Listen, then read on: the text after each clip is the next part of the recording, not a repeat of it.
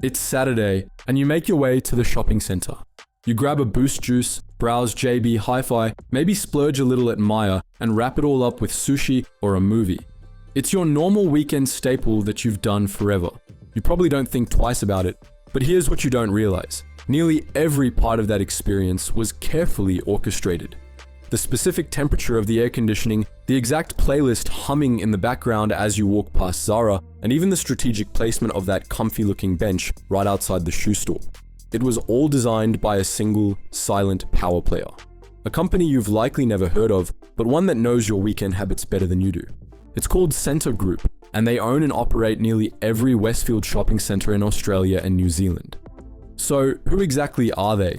How did one company get so big, and why does it control so much of your local life without ever showing its face? Let's pull back the curtain on the business that has made a multi-billion-dollar fortune designing your downtime. To understand Scentre Group, you first have to understand Westfield.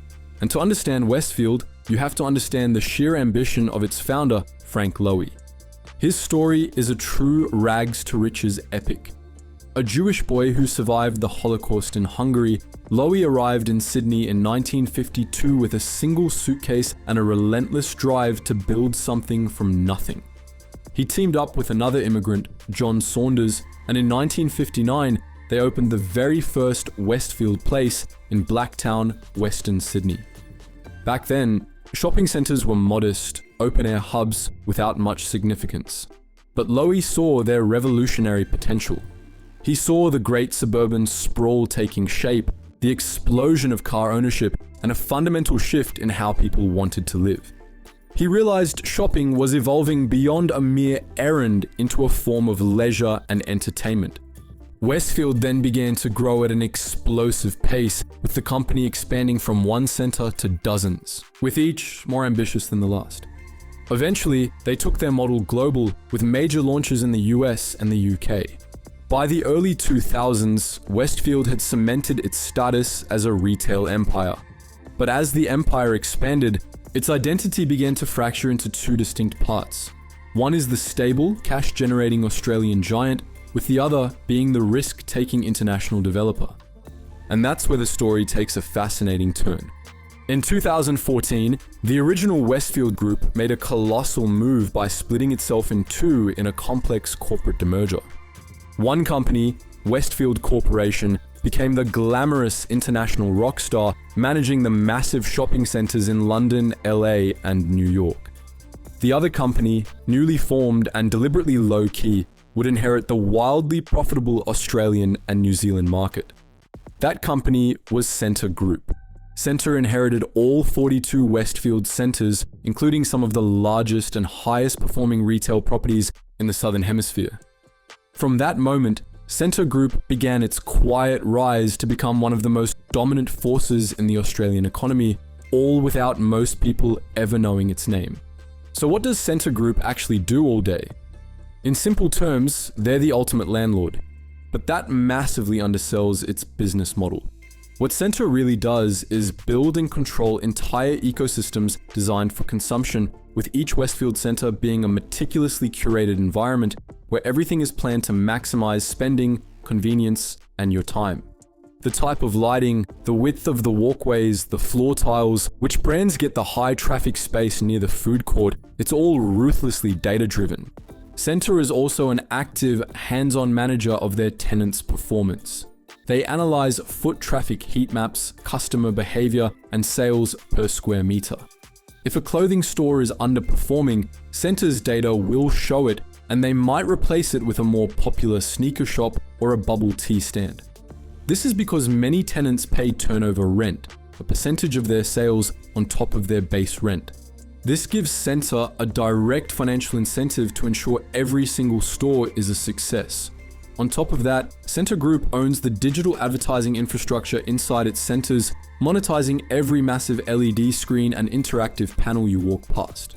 What looks like a simple design choice is actually a sophisticated and powerful revenue-generating machine. The bulk of Scentre Group's revenue comes from this retail property income, but there are layers to the strategy. Scentre signs long-term leases with anchor tenants like Woolworths, Coles, or David Jones. Then, Scentre uses that guaranteed foot traffic to attract hundreds of smaller specialty stores like Sportsgirl, Damix, or Nike, which pay much higher rent per square meter for the prime location.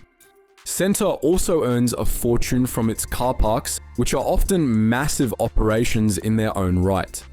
Some flagship Westfield centers make tens of millions of dollars a year from parking alone.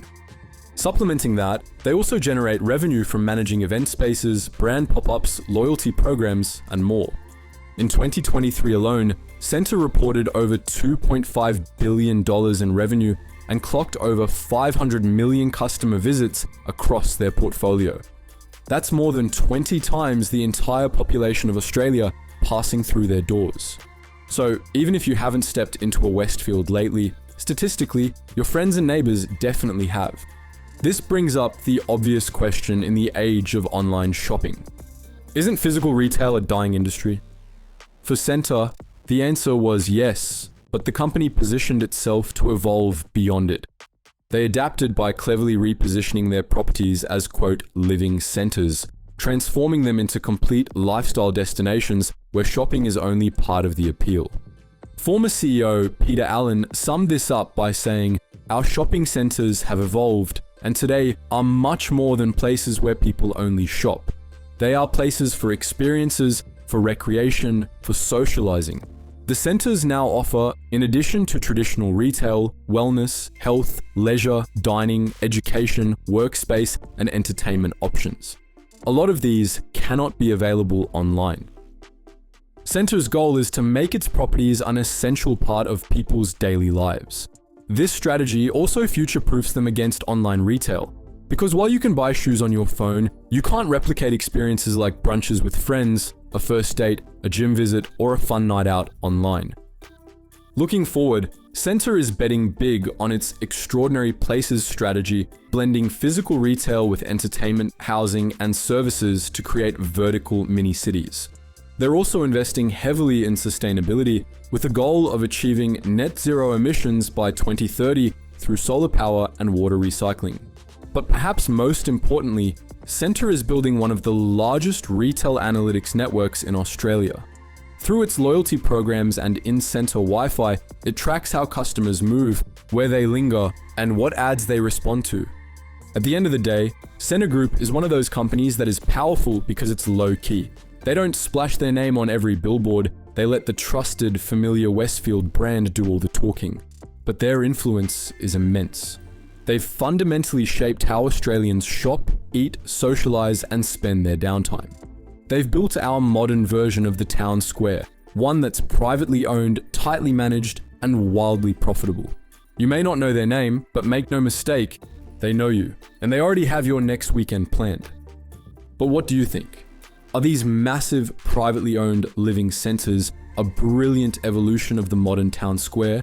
Or have we lost something valuable now that our community hubs are controlled by a single, invisible company? Drop your thoughts, experiences, or any stories you have about your local Westfield in the comments below. We'd love to hear what you think. And if you enjoyed this video, make sure to give it a thumbs up, hit subscribe, and ring the bell so you don't miss our next deep dive. Thank you guys so much for watching, and as always, stay curious.